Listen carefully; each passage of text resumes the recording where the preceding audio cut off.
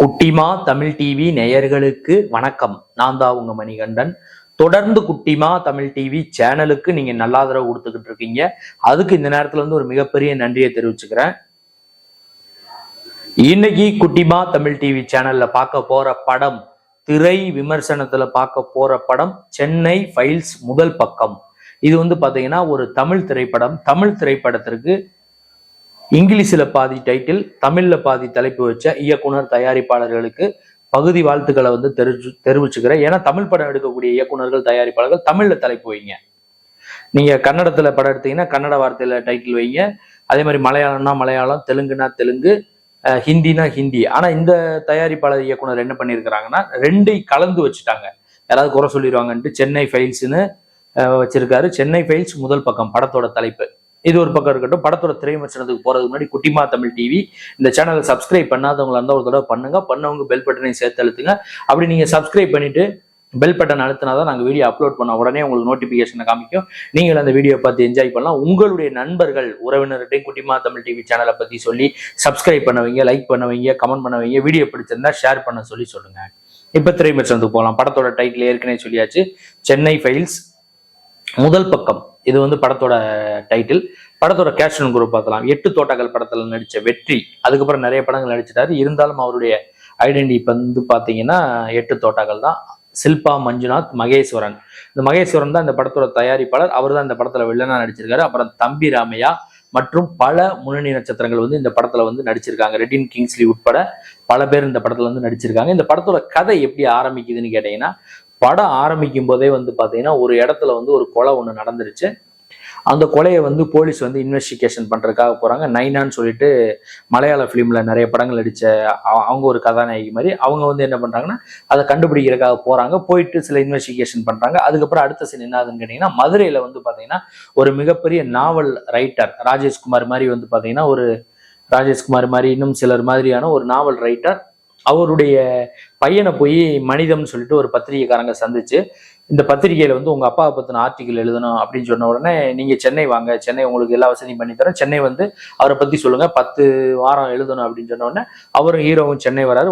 ஒரு ஹீரோயின் வீட்டுக்கே போயிடாரு. இவங்க அந்த அட்ரஸ் தான் கொடுத்துட்டு வந்திருக்காங்க. இங்க இருந்து போனவங்க இங்க ஹீரோயினை பாக்குறாரு. இவங்களுக்குள்ள சில விஷயங்கள் அப்படியே போய்கிட்டே இருக்கு.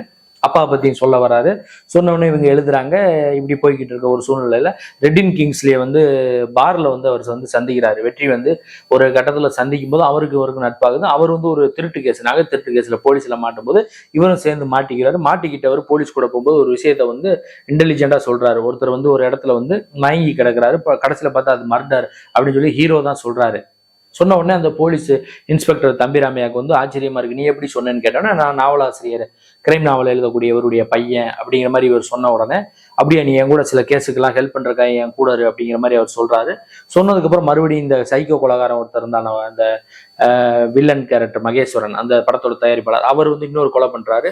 இந்த கொலையெல்லாம் ஒரு தம்பி ராமையாவும் இவரும் சேர்ந்து எப்படி கண்டுபிடிச்சாங்களா இல்லையா, கதாநாயகன்லாம் லவ் பண்ணாங்களா இல்லையா, கதாநாயகனும் லவ் பண்ணாங்களா இல்லையா, ரெட்டின் கிங்ஸ்லி இந்த கதையில என்ன ரோல் பிளே பண்ணாரு, தம்பி ராமையா ஃபேமிலி என்னாச்சு, இந்த கொலைக்கான காரணம் என்ன, இதுக்கெல்லாம் விடை சொல்றதா இந்த படத்தோட சென்னை ஃபைல்ஸ் முதல் பக்கம் படத்தோட முழு நீள திரைக்கதையா அமைஞ்சிருக்கு.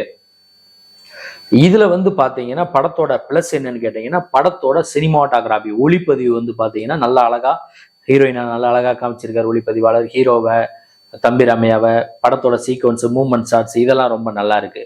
அப்புறம் வசனங்கள் நல்லா இருக்கு. ஒரு சில வசனங்கள், அதாவது தப்பு நடக்கிறத தட்டி கேட்காம போறவன் தான் குற்றவாளி அப்படிங்கிற மாதிரி ஒரு சில வசனங்கள்லாம் நல்லா இருக்கு. அது இந்த படத்துக்கு ஒரு மிகப்பெரிய பலம். அதுக்கப்புறம் வெற்றியோட நடிப்பா இருக்கட்டும், தம்பி ராமையோட நடிப்பு, ஹீரோயினோட நடிப்பு, அந்த சீக்வன்ஸ் எல்லாமே பாத்தீங்கன்னா இந்த படத்துக்கு ஒரு மிகப்பெரிய பலமா தான் இருக்கு. ஃபர்ஸ்ட் ஹாப் போர் அடிக்காம டக்குன்னு போயிடுச்சு. ஃபர்ஸ்ட் ஹாப் இந்த படத்துக்கு பாத்தீங்கன்னா ஒரு மிகப்பெரிய பலம்.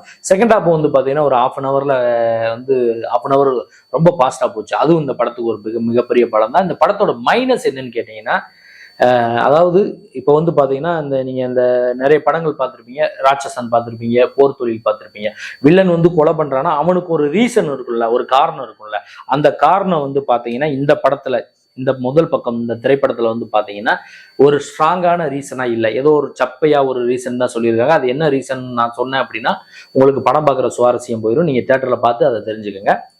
அந்த ரீசன் ரொம்ப சப்பையா இருக்கு. அதே மாதிரி ரொம்ப சிம்பிளா இருக்கு, அதுக்காக அந்த வார்த்தை சொன்னேன். அது ஒண்ணு. அதுக்கப்புறம் வந்து பாத்தீங்கன்னா தம்பி ராமையாவோட பொண்ணு வந்து இந்த கதையில வந்து பாத்தீங்கன்னா அவங்களுக்கு ஒரு சம்பவம் ஒண்ணு நடந்துருது. அது வந்து இந்த கதையில ஒட்டாம அது ஒரு 1/2 மணி நேரம் அந்த படம் வந்து ஓடுது. அந்த அந்த விஷயத்தை தம்பி ராமையா பொண்ணையும் இந்த வில்லன் கூட கனெக்ட் பண்ணி ஒரு சீக்வன்ஸ் பண்ணியிருந்தாங்கன்னா ராட்சசன்ல மாதிரி.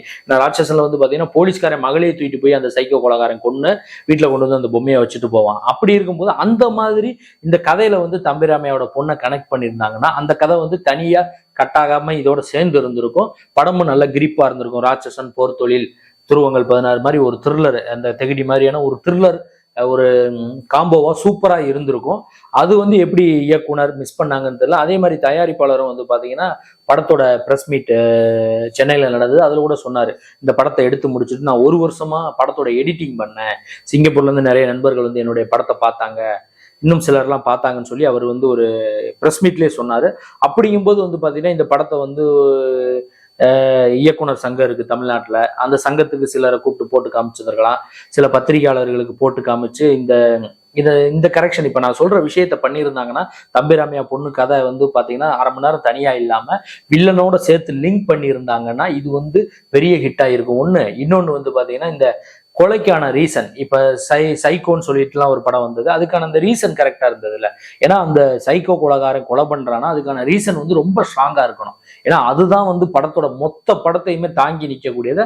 அந்த காரணமும் ரொம்ப சப்பையா இருக்கு, அதாவது ரொம்ப சிம்பிளா இருக்கு. அது வந்து ஒரு மைனஸ். இந்த 1/2 hour கதை, தம்பி ராமையா பொண்ணு கதை 1/2 hour, அது ஒரு மைனஸ். இது 2 மைனஸ் தான் வந்து பாத்தீங்கன்னா படத்துக்கு வந்து பாத்தீங்கன்னா மிகப்பெரிய மைனஸா இருக்கு. அதுதான் வந்து என்ன சொல்ல வந்தாரு இயக்குனர், ஒரு த்ரில்லர் கதையை சொல்ல வந்தாரா இல்ல வந்து பெண்கள் பாதுகாப்பை பத்தி சொல்ல வந்தாரான்னு ஒரு குழப்பமா இருக்கு. இருந்தாலும் வந்து பாத்தீங்கன்னா இந்த சென்னை ஃபைல்ஸ் முதல் பக்கம் திரைப்படம் வந்து பாத்தீங்கன்னா ஒரு 2 மணி நேரம் நீங்க எந்த விதமான லாஜிக்கும் பார்க்காம ஒரு த்ரில்லர் படம் பார்க்கலாம், கொஞ்சம் சஸ்பென்ஸ் படம் பார்க்கலாம் போது 2 மணி நேரத்துல இது 1.5 மணி நேரம் நல்லா இருக்கும் இந்த படம்.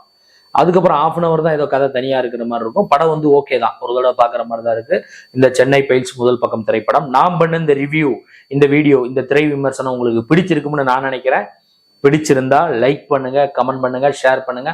மறக்காம மறுபடியும் சொல்லிக்கிறேன், குட்டிமா தமிழ் டிவி இந்த சேனலை சப்ஸ்கிரைப் பண்ணாதவங்களா இருந்தா ஒரு தடவை பண்ணுங்க, பண்ணவங்க பெல் பட்டனை சேர்த்து அழுத்துங்க. அடுத்த வீடியோல இதே மாதிரி ஒரு திரை விமர்சனம் அல்லது சினிமா செய்தி அல்லது இதர செய்தியோட மீண்டும் நான் உங்களை வந்து சந்திக்கிறேன். குட்டிமா தமிழ் டிவி சேனலை பார்த்து ரசிச்சுக்கிட்டு இருக்க நேயர்களுக்கும் ரசிகர்களுக்கும் பொதுமக்களுக்கும் நெஞ்சார்ந்த நன்றிகள்.